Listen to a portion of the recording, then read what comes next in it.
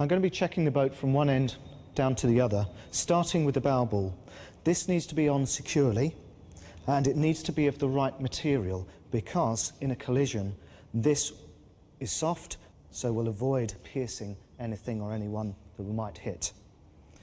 We then move on to the number slot, which should be secure. We've now got a vent which helps the buoyancy. If this is open, then obviously water will get in. We don't have the buoyancy within this tank. This buoyancy means that we never have to leave the boat in the case of a capsize or a sinking, and should never leave the boat. Then check underneath the boat for holes, for scratches.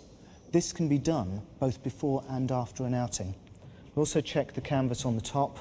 This can be knocked when the boat is being taken off the racks and being put on again at the end of a session. This V must be secure. Any splashes will come over the cocks. We've got a front loader here, so the cocks lies in the front of the boat. This will affect the sort of life jacket that we use. It's got to be a life jacket that doesn't inflate on contact with water. In the case of a capsize, the cocks will get thrust back up into the boat. Whilst down here, we check that this steering column is working, and at the same time we check the rudder strings to see whether they're straight or crossed, because pushing the rudder that way, with them straight, will turn one way, with them crossed, they'll actually turn the opposite way. We need to check this strapping, which goes on the back of the cocks, and the headrest. The crew are going to be pushing the cocks into this, so this needs to be comfortable. This bracing needs to be checked as it holds the boat together. We now have another buoyancy tank.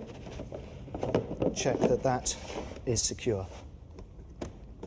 Check the slide beds to make sure that they don't move, and check that the seat runs smoothly. We're now onto the rigger. We're checking that this doesn't move, and the swivel must swivel freely, and the gate locks and shuts. With the feet, we have a heel restraint. This should not raise the heel above the fixed point of the feet. The whole point of this is that in the case of an accident, that the foot comes out on its own. We also need to check the foot stretcher, that it's not loose, and that it's on straight, or it can affect somebody's back. Now, although the cocks should be checking the boat, the cocks, in my view, should also make sure that the crew help and check. That gives a double check every time.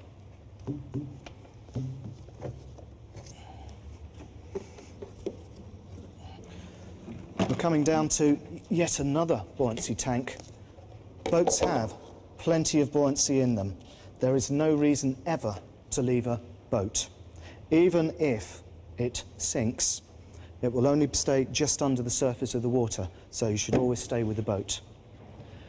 We're checking again underneath, and we've got a fin here that needs to be on solid and straight, otherwise the boat will veer all over the place.